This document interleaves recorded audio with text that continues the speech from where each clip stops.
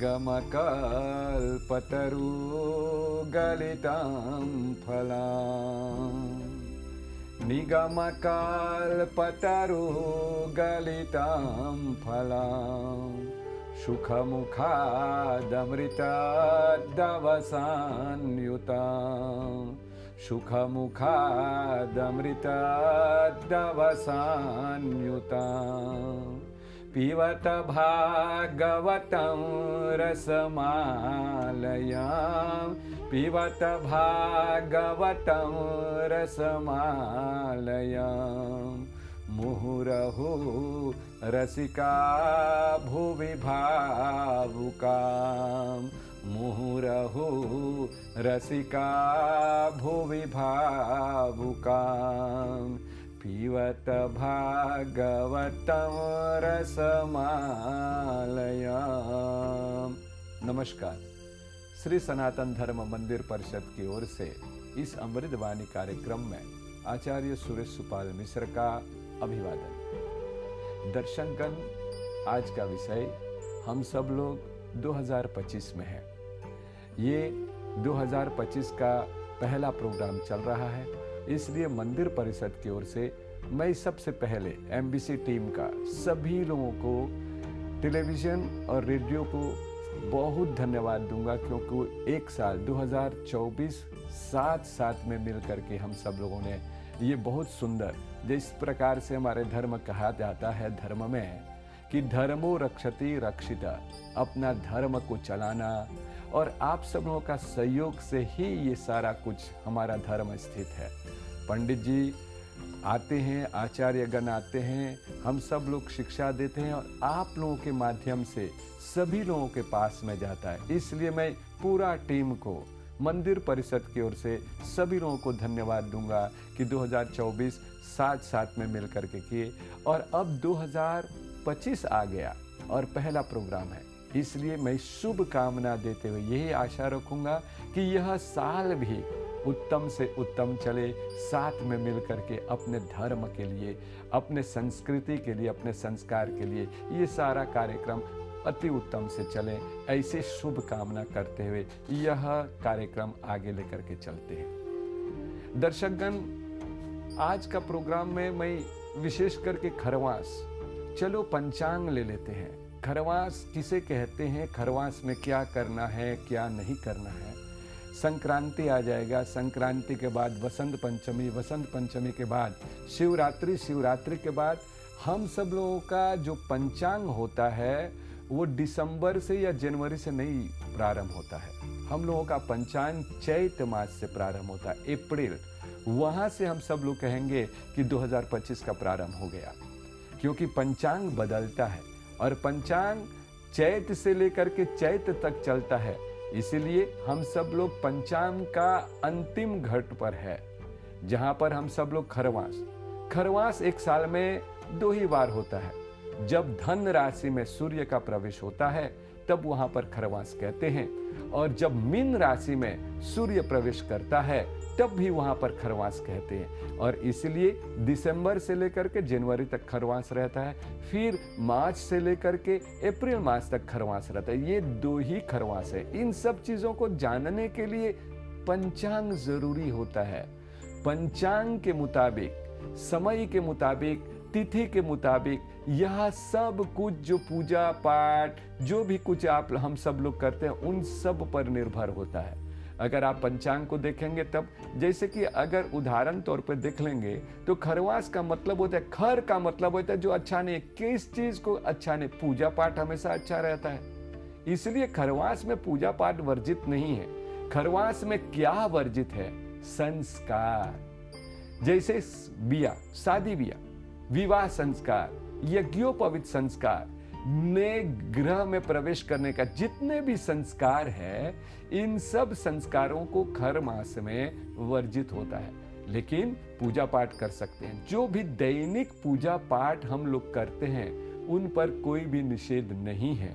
इसलिए खरवास में हम सब लोग पूजा पाठ, यज्ञ, जो भी हम सब लोग सामूहिक रूप में करते हैं वो कर सकते हैं। तो इसी प्रकार से यह 15 तारीख दिसंबर से लेकर के 14 तारीख तक जनवरी में ये खरवास चलेगा। याद रखना, यह साल संक्रांति मकर संक्रांति जो है वो 14 तारीख को है।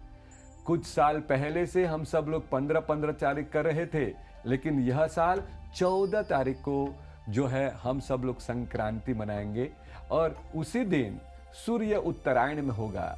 जितने भी शुभ कार्य प्रारंभ हो जाएगा संक्रांति के दिन से, इसलिए संक्रांति के दिन विशेष पूजन जो करते हैं वो सूर्य का करते हैं।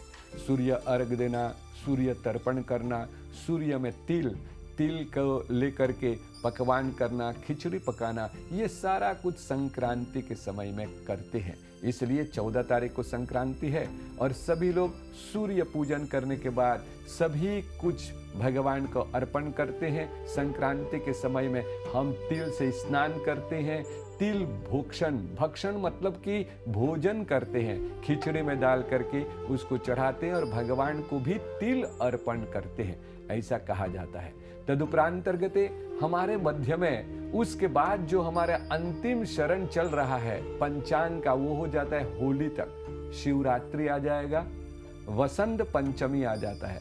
वसंत पंचमी विशेष करके 2 फरवरी को है और 26 फरवरी को महाशिवरात्रि है। महाशिवरात्रि के बाद हम सब लोग चले आते होलिका दहन। होलिका दहन 13 मार्च को है। एक चीज पंचांग से सभी लोगों को जानना चाहिए। यही मुश्किल है जब हम सब लोग पंचांग को सही से नहीं जानते और ये दात ये तिथि ऐसे बोल देते हैं। होलिका दहन पूर्णिमा के तिथि में रात्रि के समय में, जिस रात्रि में पूर्णिमा हो उस रात्रि में ही होलिका दहन करते हैं। और दूसरा दिन क्या कहा जाता है, होली कब करते हैं?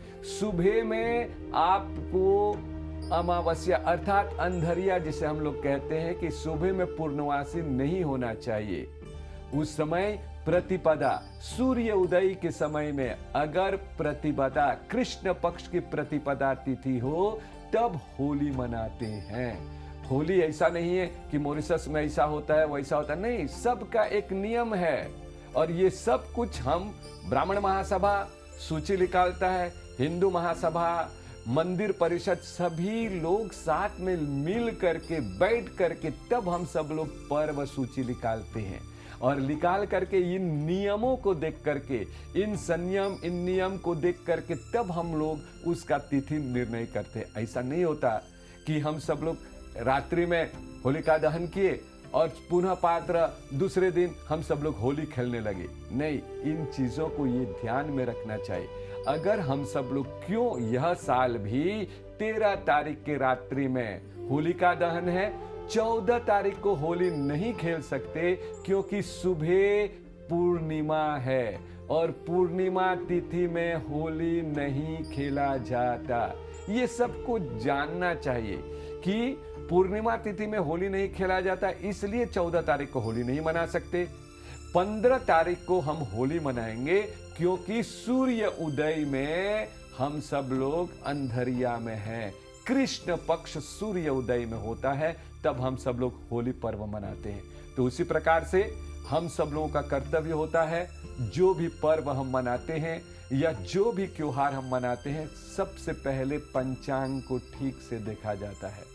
यहाँ पर 2 अयन है, भारत में अलग अलग अयन है, पुस्तक अलग अलग ग्रंथों में है, पंचांग अलग अलग पंचांग है। लेकिन मॉरिशस में 2 साल से पहले हम मॉरिशस के पंचांग के अनुकूल, यहाँ के विधि के अनुकूल, यहाँ के नियम के अनुकूल हम सब लोगों ने निकाल रखा है। तो इसलिए मैं सभी लोगों से यही मांग करूंगा, उस सूची को लो जिस सूची में सभी सभा का नाम है और सभी सभा मिल करके उस सूची को बनाया है, जिसमें सही ढंग से सही रूप से उसका नियम संयम आदि रखा गया है। तो इसी प्रकार से यह 2025 का साल चल रहा है, लेकिन हम लोगों का 2025 का पंचांग जो है चैत मास से शुरू होगा। तो मैं यही कामना करूंगा सभी के लिए, यही कामना करूं कि यह साल जो है 25 आप सभी लोगों के हित मित परिवार मंदिर सदस्यगण को सभी लोगों का कल्याण हो, सब प्रकार के दुख दरिद्र दूर हो। शनि महाराज का प्रभाव चल रहा है, संक्रांति के दिन हो सके तो आप कड़ी पत्ते के वृक्ष के नीचे जरूर पूजा करें। कड़ी पत्ते के वृक्ष के नीचे पूजा करेंगे तो सब प्रकार के ग्रह शांति होगा। सर्वे भवन्तु सुखिना, सर्वे सन्तु निरामया, सर्वे भद्राणि पश्यन्तु, मा कश्चित् दुःखवा भवेत्। ओम शांति शांति इति शुभम।